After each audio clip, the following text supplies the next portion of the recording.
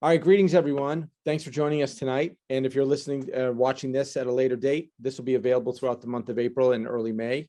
My name is Chris O'Brien. I'm Associate Director of Admissions. I'm joined by a panel of students that have volunteered their time to join us tonight.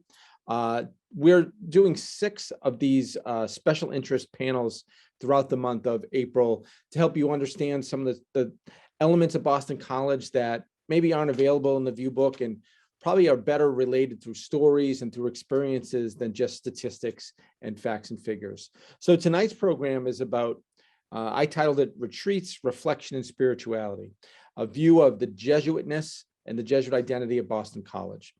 Now, some of us, like myself, I went to Jesuit high school, and I've been around the Jesuit philosophy of education for a long time.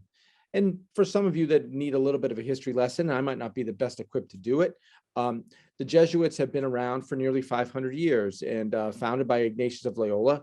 This is an order of Catholic priests that have dedicated their lives to activism and to education. And they've right now around the world, there are 1 million people in Jesuit colleges and universities and high schools and even elementary schools. So this global brand has won over people all over the place. And it's been, what founded Boston College since our first days in 1863. Now, I found that in the 21st century, the Jesuit identity of Boston College is not a one-size-fits-all characteristic, because many people who come to Boston College find that the Jesuit identity of Boston College is best suited in the classroom. Others will find identity through its spirituality, and whether that's through something more organized or through conversations with other students and faculty and staff members. Some find it through this tradition of retreats, retreats and reflections, leaving campus, leaving what's known and close to you to get away and sometimes think upon yourself or in community with others and think about ideas and talk about concepts and without the distractions of the day-to-day.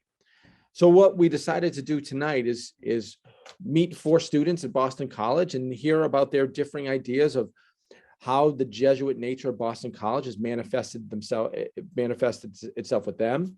Talk a little bit about what their impressions were upon arrival and how that changed over their time at Boston College.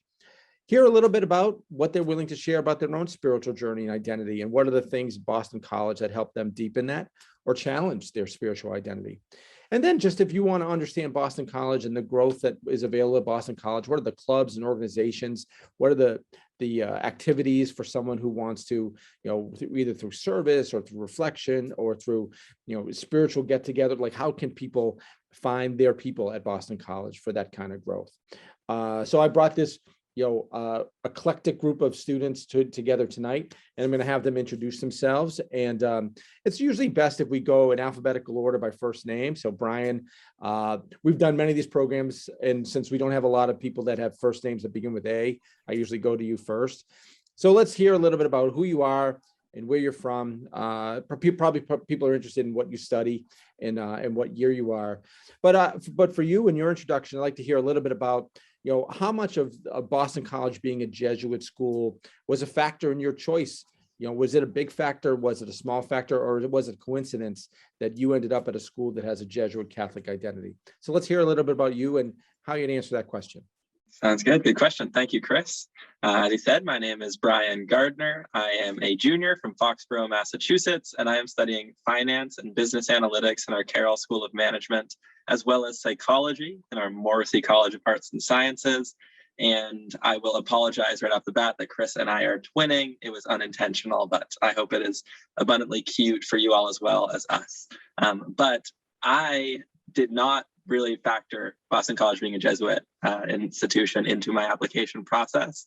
But now every single time when I talk about the things I'm most grateful for to have found at BC, it is the fact that we are a religiously affiliated school, that we're a Jesuit school. And it's meant a lot to me in my own education, in that I had a complete public schooling upbringing, and I'd never been on retreats. I'd never been asked those questions of who I am and what do I want to do with my life and what do I believe and why do I believe it. I think being able to be at an institution like Boston College that's given me chances to grow as a person next to an academic student and ask myself some of those things on a daily basis through different retreats and spiritual opportunities has been one of my biggest joys so far, one of the biggest things I haven't expected about college, and I look forward to sharing more about it as we continue going. That's a great start, Brian. Thanks so much. Grace, let's turn to you. And as you introduce yourself, I'd like you to talk a little bit about was spirituality, was reflection, were these things that were part of your high school experience? And were you looking for a place to do these things in college, or did you not have these experiences in high school and they just happened to you in college? I'd like to hear a little bit about, again, maybe it's how you formulated what might be a good match for you in college, and if retreats and this kind of reflection was a big part of your high school experience. Yeah, totally. Thank you, Chris. Hi, everybody. My name is Grace Carlson. I'm a senior from Lafayette, California, and I'm studying finance and information systems in the Carroll School of Management. And I also have a minor in theology from the Morrissey College of Arts and Sciences. And to answer Chris's question, it was something that was kind of on my mind. I had this background growing up ever since kindergarten. You know, I've been going to Catholic schools, which I'm sure is a shared experience for a lot of people who may be watching. But I wasn't really sure what that would look like in a college setting, especially in these super academic classes and in this campus culture where everyone's together all the time. You know, I had hopes that it would be very community building, that I'd be able to find a home through those opportunities on campus, but didn't really know what to expect until I got here. So it's been very different from my experience so far, but I have to say it's been a lot more kind of personal, reflecting on my own journey as a person and as a person of faith, which I really enjoyed. It's a little bit less formulaic than what I was used to in high school and before that. But I really enjoyed that both kind of socially and in the classroom, where we're learning and like reading these really intense like scripts or texts, anything like that. But you get to have that human element of just like a normal conversation with the professor about what does this mean to you kind of in your own life. So I really enjoyed that. Perfect, Grace. Thank you so much. So my knowledge of the alphabet makes Joe go next. And Joe, I'm going to have you do your introduction, which is who you are and where you're from and what you study, what year you are. And then I'm going to shuttle back to Brian's question about, you know, what you were looking for in college and, you know, how the fact that we were Jesuit Catholic entered into that decision-making process. Maybe it's a similar answer. Maybe it's a little bit different than Brian's, but we'd like to hear yours. Yeah, for sure. Thank you. My name's Joe Ebert. I'm a senior studying biology from Pittsburgh, Pennsylvania.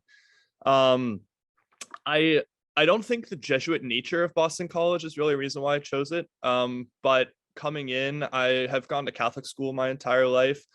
So I know that I wanted to continue in that same nature of schooling. I know that it was something that worked well for me and something that I wanted to explore more.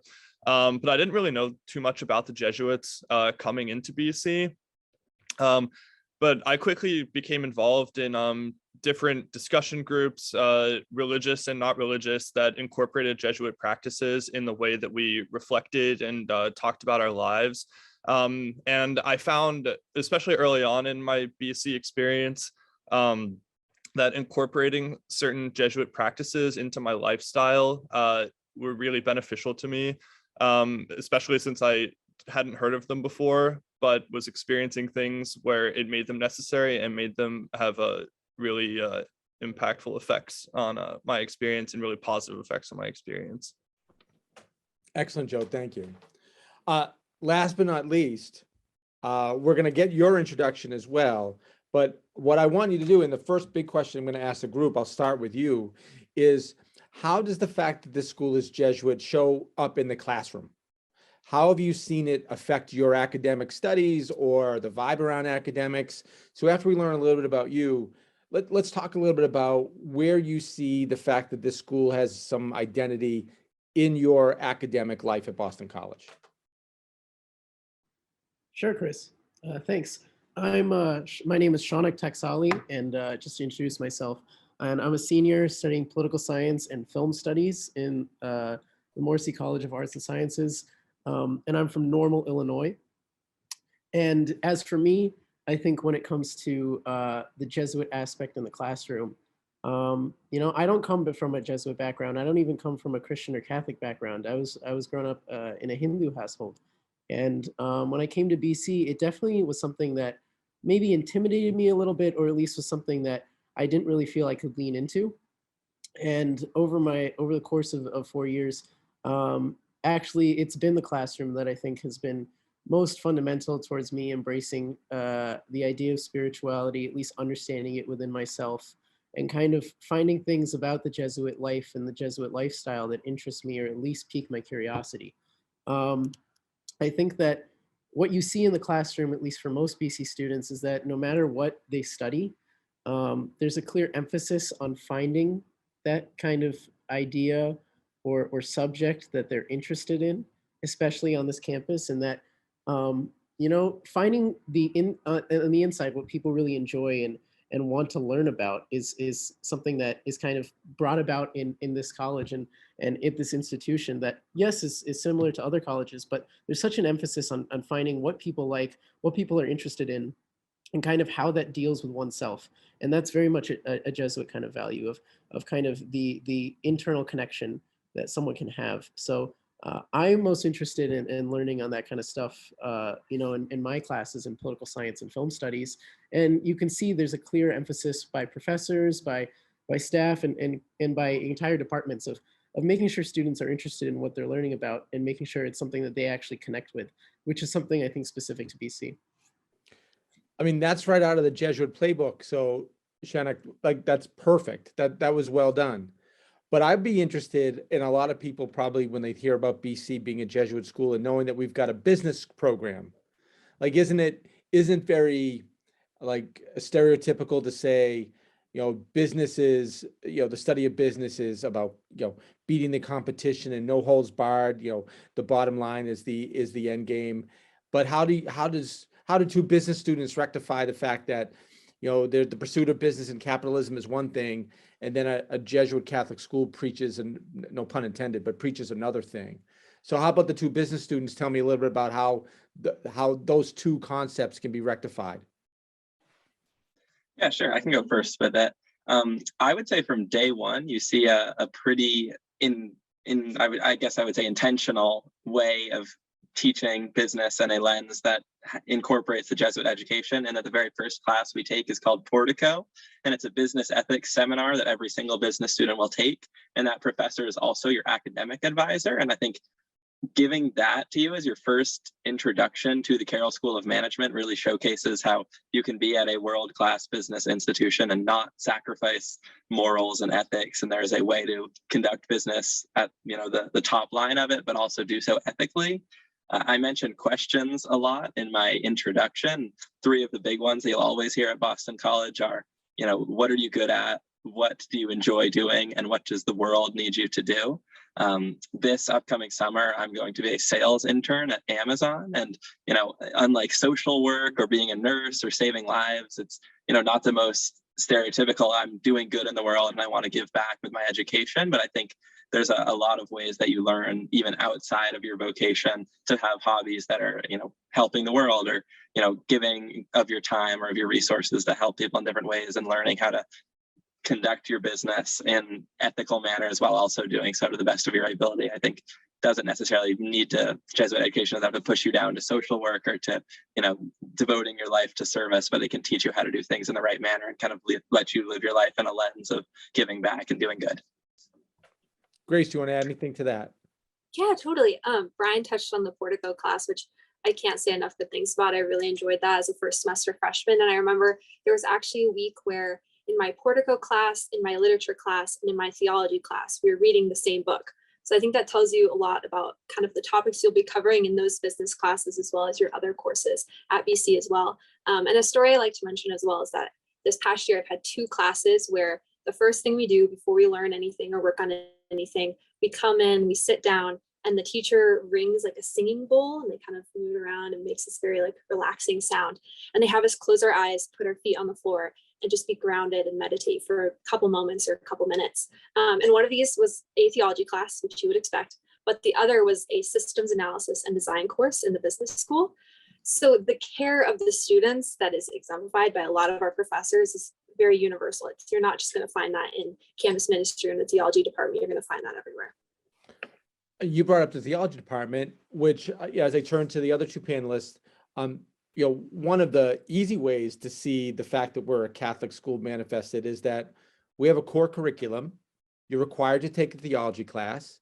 You can't take an AP theology class in high school and be done with that requirement before you get here. You have to take a BC theology class. Was that daunting for you guys? Were you happy with the choices? Do you feel like they're inclusive type choices? How were those experiences for each of you? I can take this first. I think starting out, I wanted to sort of knock it out of the park. For freshmen, we have a perspectives program that offers you the opportunity to finish your theology and your philosophy core in a 1 year, 12 total credit course. And whenever I started freshman year, that's what I started with. And I didn't really engage with it that well and wanted to sort of try something new. So whenever I moved into my sophomore year, I decided that I would take theology a different route because coming from a Catholic background and my entire life in Catholic schools, I had sort of learned about, the Christian tradition quite a bit. But one of the theology classes, there's a series of them that are offered part of the theology core that are focused on interactions between Christianity and another world religion in dialogue. So my second theology core class was called Judaism and Christianity in Dialogue. And I had never really learned that much about Judaism coming from a Catholic background and being in Catholic schools my entire life. So it was a really interesting thing to take part in. And I'm really glad that I did learn about it because learning just more about the world around me and the different faiths, I think is one of the really crucial parts about the BC experience, getting to know that there's a lot more out there than just what we have here. Like, even though we are a Jesuit school, there are opportunities to engage all over the place with really whatever you want. So I thought that was a really cool opportunity to take for my theology core whenever it's focused in Christianity, but it allows you to sort of get a better perspective on the world. Shannon, do you have anything to add to that? Yeah, thanks. I think also what's important to realize is that the point of it is a class, right? It's analyzing religion or theology from an academic lens. And that's so rarely done in the world in so many ways. People are coming to it from a traditional way, from family, from a spiritual way. And, just taking it in an academic sense offers such an interesting perspective. I, took a class on Catholicism, and I had no knowledge of it as a child, growing up Hindu. And that came as something that was just curious, something I was curious in and not knowing much about. And then, in the political science department, I've taken many classes in dealing with Islam as well. And that's another religion that I don't know anything about. And taking classes over that, is continuing to make me interested in different ways that the world, as Joe mentions, is ever present around us, yet something that we can't really understand or always have access to. But at BC, I've been able to kind of get access to that. And again, I think just stressing the fact that it is from an academic lens just presents a way to look at it kind of at a view that's kind of level, and then you can choose to and through the class see how many layers you want to go into a subject and really delve into the spirituality or theology of it. And it's because it comes from that academic background in the first place. Another great answer. So thank you. And I think, again, there are many other ways that people interact in the classroom or around the classroom with the Jesuit identity, but those are some really great examples. So thank you. Let's move to people who are practicing their faith at Boston College, whether that's Catholic or Christian or something else. Most people, when they come to college, if they are very spiritual and they practice their faith, they've done it side by side with their parents at their home church or synagogue or whatever the house of worship was. But then when they come to college, they're on their own and they have to make their own decisions, and they have to decide whether it's cool for them to do it. They have support of others to do it. It's easy and accessible if they wanted to do it. So can one or two of you talk a little bit about the culture of people on campus, whether that's you, your roommates, your friends, about practicing faith? Is this something that's very much accepted and a lot of people look for these opportunities? Or do you find that these are things that people take some time to feel comfortable with doing that? I'm interested in hearing a couple of different perspectives on those people that want to seek out faith opportunities when they're on campus and practicing and meeting people of the same or of different faiths. Go ahead to start. I grew up in a Catholic household, but I would say I never really identified with my faith. I certainly went to masses regularly with my family, but I was never, going with my friends, like you were saying, Chris, or having a chance to experience it beyond your average 9 o'clock Sunday mass. And I think the biggest way that changed for me when I came to Boston College was that I was surrounded with a population of students who, as we've mentioned, wanted to learn more from an academic sense or from a personal spirituality sense. And being a Catholic student, there's a chapel on our upper campus where 60% of first year students will live, called St. Joseph's. And probably about a month into my freshman year, me and my CLC group at the time, or my Christian Life Community group, which was a club that I had joined, decided to start going to the 8 p.m. mass together.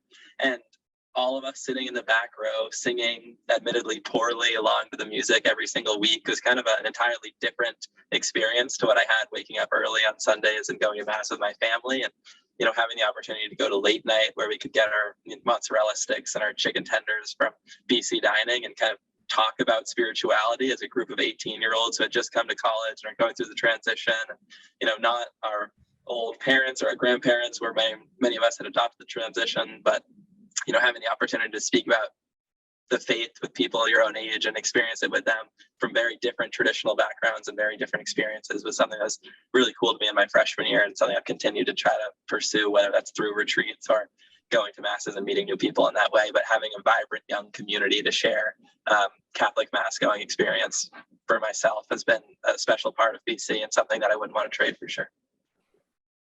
That's great. Does anybody else want to share their experience or their perspective in their time at BC?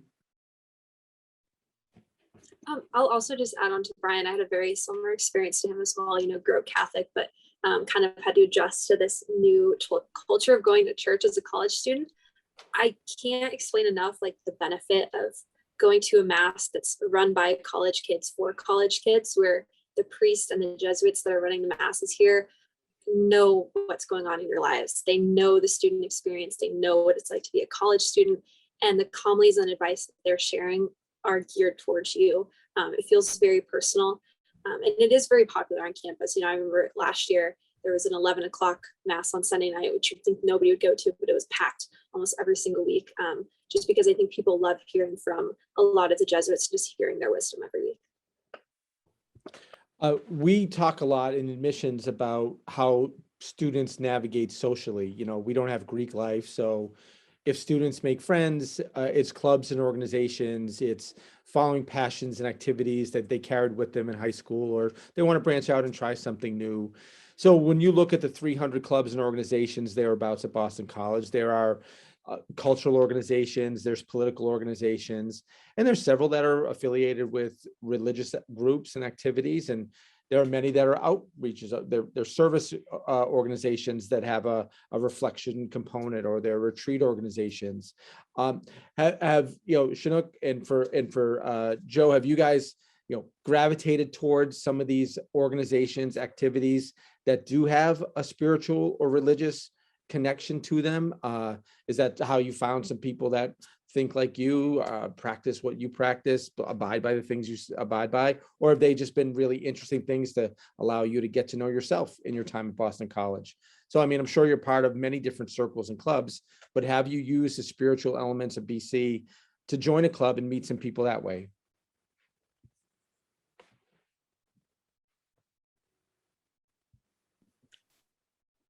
Yeah, I can start. One of the highlights of my freshman year at BC was being part of For Boston, which is a volunteer club. I believe it's the largest in the school. I think about 700 students participate in For Boston. It's a weekly service club. You do 4 hours of service per week. And it incorporates 1 hour of reflection with your small group. So it has this intersection of spirituality and volunteering that we're given the opportunity to reflect on our weeks, our lives in general, and also on our experiences doing service in the Boston area. And I found that was one of my high points every week. We met every Monday night at 9:30 p.m., which was always just felt super late, but it was always such a great time to ground myself at the beginning of what normally was a somewhat challenging week. especially freshman year, and being able to interact with upperclassmen that had taken part in this organization for so long and had known all the ins and outs of Boston College, and also just like making friends with the other freshmen in my group. It was a really good opportunity for me to explore my faith, explore my dedication to service, and starting to discern what it was that I wanted to do, as Brian mentioned earlier, those three major questions. And I think that it brought me a great amount of discernment for my future. It was something that I participated in my first 3 years at Boston College, and definitely an organization that grounded me every week, and also allowed me to interact with people outside of the BC bubble.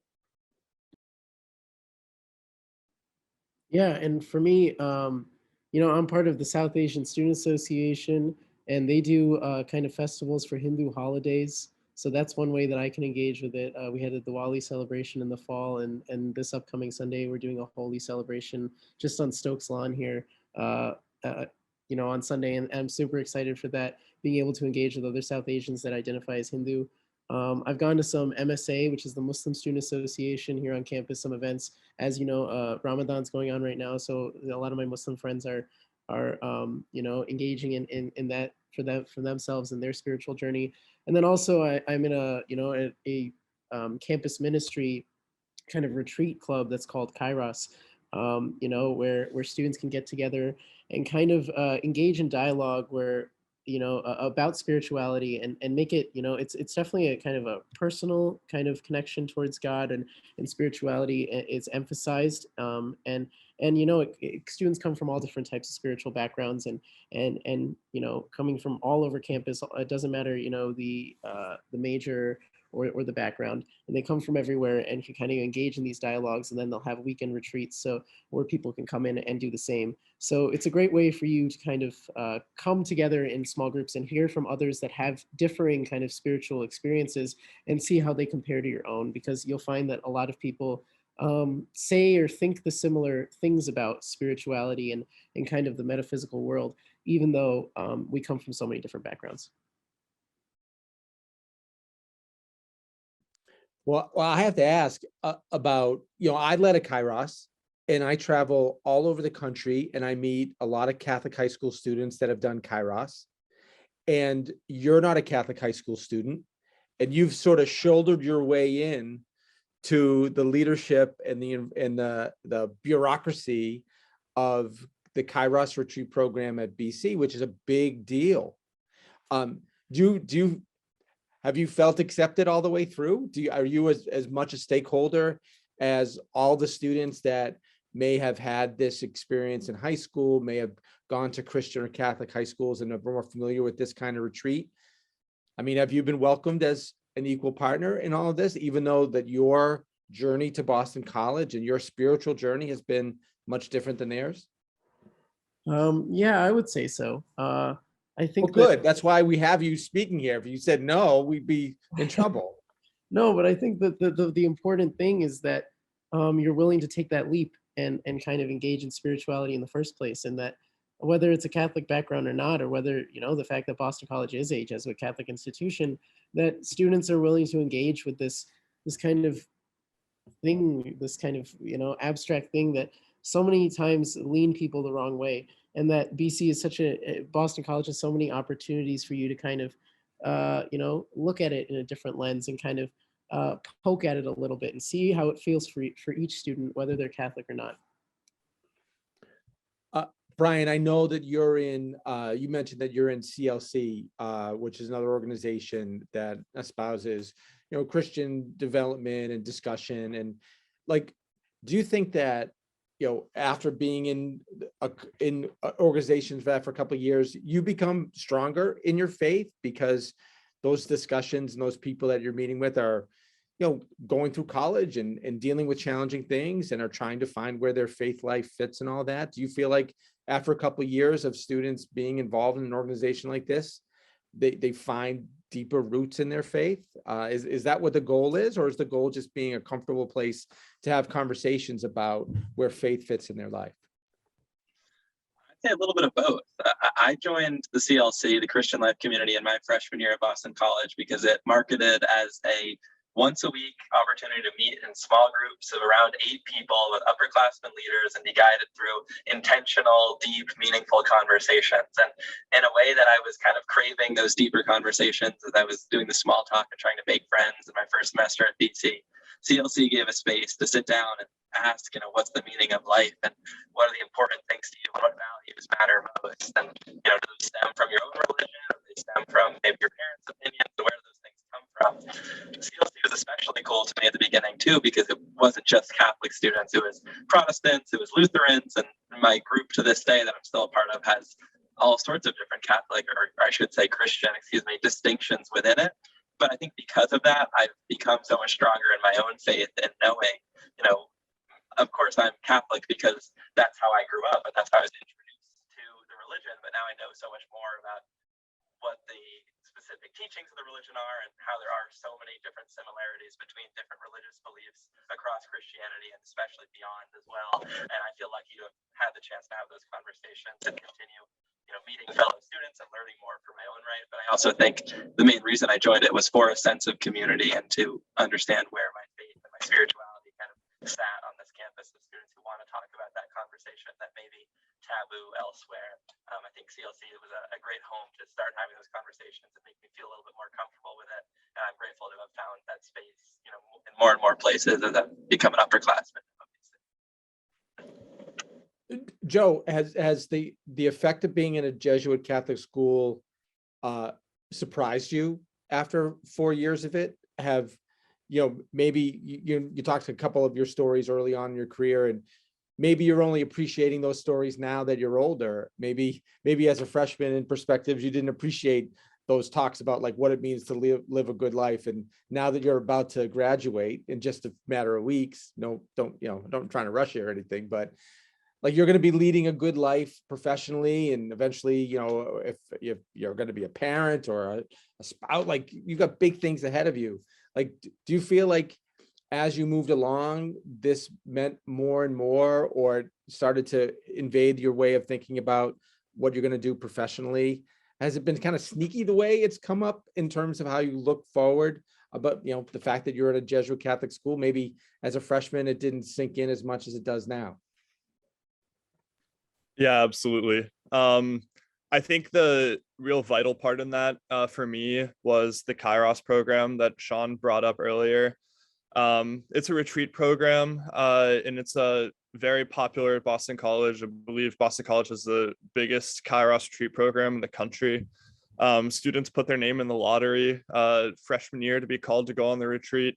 Well, freshman year, whenever you're in college, many of them put their name in freshman year and might not get called until their senior year to go on the retreat because it's that popular.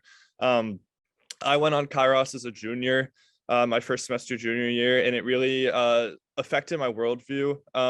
It was offered at my high school, but I never took advantage of it. So I'd always been looking forward to it and wanting to go on it at Boston College. The purpose of the retreat is to give students an opportunity to get away from campus, get away from the entire concept of time and homework and all of our responsibilities at home, to find God in all things and to seek God around us in our daily lives, even in the mundane, the boring, but also in the great things and in the relationships that we have. And as I've worked my way through the program, I was a student leader, just like Sean was this semester. I was a student leader in the spring of last year, and I currently serve as a student co-director for the retreat. So I participated in it. I'm very involved in it now, and it certainly has shaped the trajectory of my life.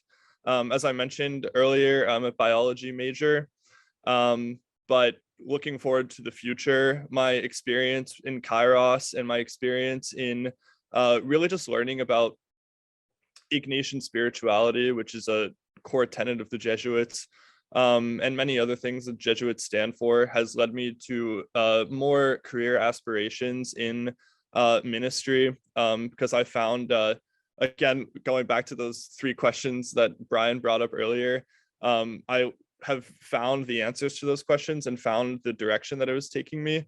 So I certainly feel incredibly grateful that I came to a Jesuit college, because I don't really know that I would have found those passions otherwise.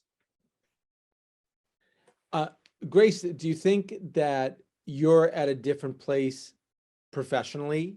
Like as you look ahead to what you're going to do with a business degree, because you've been around a place like this that maybe brings up different ways of thinking about how a business person can affect world change and individual change, and maybe how you are asked to do the right thing all the time at Boston College.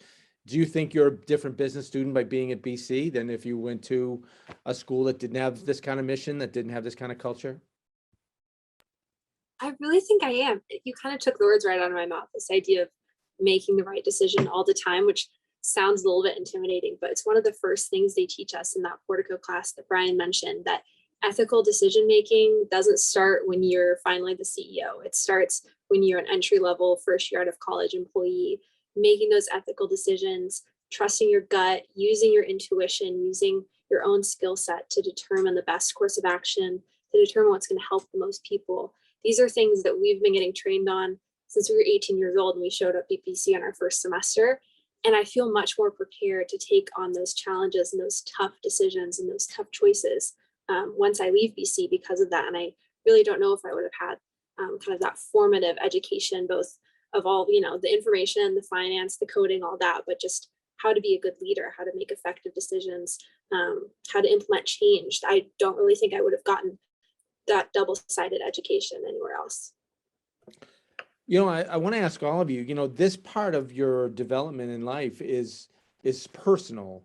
The other parts, like when you go to college and you want to make friends, it's probably easy to, wait for everybody to go to the dining hall or go to a football game or go to any of the socials that are put on in your residence hall. But when you're talking about your faith journey or when you're talking about your spirituality, like that's yours and that's personal, and it's probably the hardest one to produce in front of other people. So for all the people that are listening, for all the people that are going to watch, for the freshmen that are going to be at Boston College in a few months, is there any advice you have for these people that, deep down do want to find community, do want to, get in touch with parts of themselves spirituality wise, but maybe they're a little bit nervous to do it. Any advice, any wisdom that you went through, or any hesitation that you had when you first thought about this, getting involved in this part of life at BC, that you can instruct the people here to get over it, get out there, do this, do that, meet someone, take a class? Any advice for those people that are wanting to get involved in the spiritual life and the life of retreats, the life of reflection at Boston College, but maybe are a little hesitant to do it upon their arrival?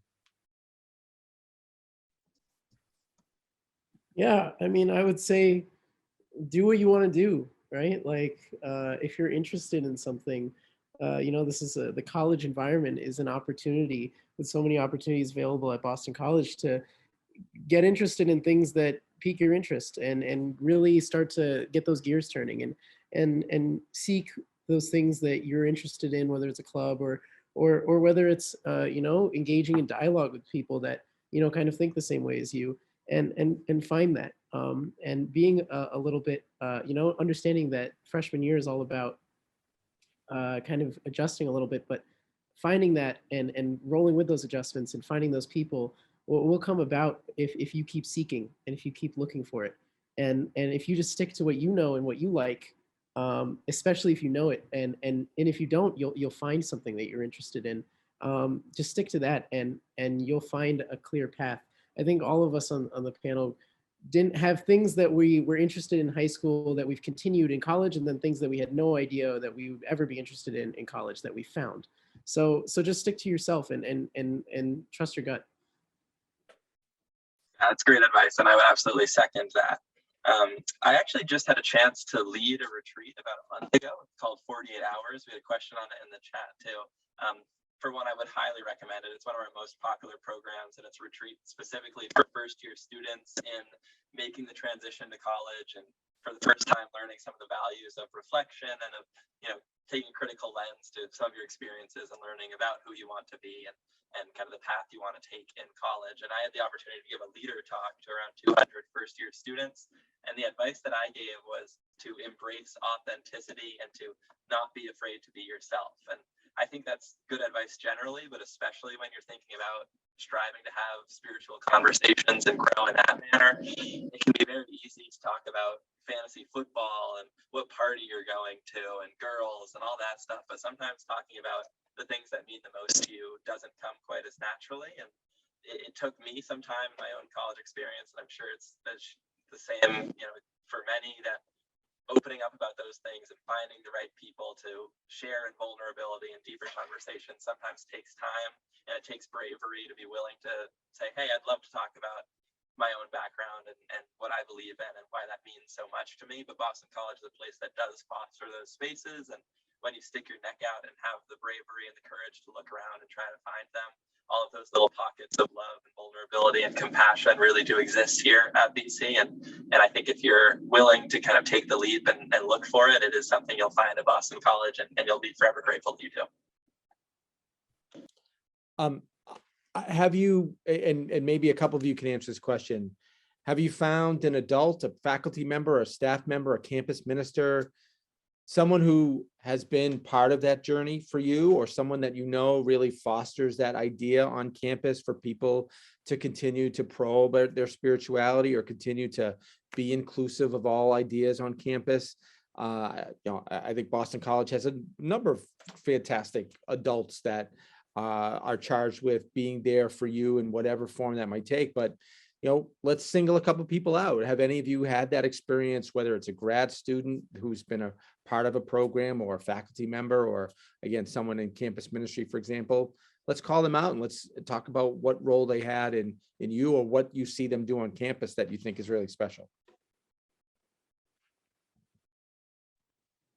I can get us started with this one. The first person that comes to mind is actually me and Brian's boss in Christian Life Community, Christine Chicello. She is a campus minister at BC, and it kind of ties into what I would say advice for freshmen would be as well, is just don't be afraid to ask for help.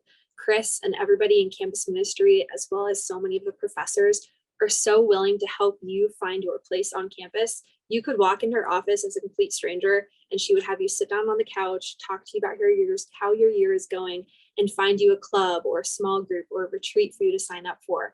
She's just so adamant about making sure that people find their home on campus. And I know so many other campus ministers are like Chris as well, and that they're just so welcoming and so willing to help take the time to sit down with you individually and just see how you're doing and see how they can make your BC experience better. Yeah, I can definitely contribute to that. I've had a couple of campus ministers that I've grown really close with my time at BC, both through the Kairos program. One being Chris Darcy. He's an associate campus minister. He was one of my directors of my Kairos retreat whenever I was a leader. And then also Marissa Papula, who is the campus minister for Kairos. So she directs the entire program. Both of them have been people throughout my senior year that I've been able to go to with really anything. And that is not just in terms of spirituality or my faith, but also just things going on in my life. And there have been a lot of opportunities where I've really been able to take advantage of how just like great personal individuals they are, and how much they really care about students. And I think this is true for everyone in campus ministry, that they really take a intense, deep interest in their students' lives, because that is a very important part of campus ministry at Boston College, is student formation. And those two, Chris Darcy and Marissa Papula, they've both been people that I've been able to rely on, and I know that a lot of other people have been able to rely on, despite their very busy schedules, in contributing to my formation as a student and as a person, and looking ahead past graduation, and knowing that our relationships aren't a done business deal after I finish their campus ministry program, and knowing that there are people that I can count on for a long time to come. I would think that if the senior in high school you just heard what you guys said about your development and growth, you'd be pretty shocked at it. It seems like you were all looking for a transformative experience in college, but to have it really affect you in so many different ways. We talked about academics, we talked about leadership, we talked about belonging, certainly talked about spirituality, we talked about our professional roles. It seems like it pervaded a lot of different parts of your life, and hopefully that also affects the friends that you met, and you'll have, I mean, if sometimes, college friends could be as deep as a red Solo cup, and sometimes the roots go far deeper than that. And it sounds like you've made friends that are much deeper because of the kind of conversations you have and the kind of experience you sought out in college. And it doesn't sound like you had to sacrifice anything. It sounds like you still had fun. It sounds like you were still able to do all the things that college students do, but you've now had this other part of your life fully developed, and it'll continue to develop after you graduate. This has been really great, guys. And, sometimes these admissions type events, they are about more abstract ways of thinking about a college. The students that are viewing this, all of you guys that have been admitted to BC, have many good choices of places that have been around for many, many years longer than BC, and have ivy growing on their walls, and have other things that they do very well. This is something that Boston College does very well. And I think we talked to 4 students tonight that really capture some of the value added for going to a place that really caters to spiritual growth and development of all kinds. So to my panelists, I thank you not just for just giving information, but for really allowing people to understand, what makes you tick inside, and what you were seeking, and how fulfilled you've been at Boston College. So I'm really blessed to have you guys with us tonight. And as people rotate through some of the other information they're going to get about Boston College, I think this is pretty significant, the way that we talked about the vision of a Jesuit school. You did a great job. For those of you that are tuning in to this, we have a few other of these programs throughout the month. We talk about residence life, we talk about clubs and organizations, we certainly talk about academics, but again, hopefully this one stands out as significant because it really speaks to the heart of what our education is all about. So to my panel, thanks. I know it's late for you, but try not to stay up too much later on this Tuesday night. But I appreciate your time and your kind words tonight. And for all of you tuning in, good luck with your decision. No one's counting the days, but it is about 4 weeks away from your final decision. Let us know how we can help, and maybe see any of the programs that we have in store for you for the rest of the month. Thanks a lot for tuning in. Thanks to my panel. Good night, everyone. Thanks, guys.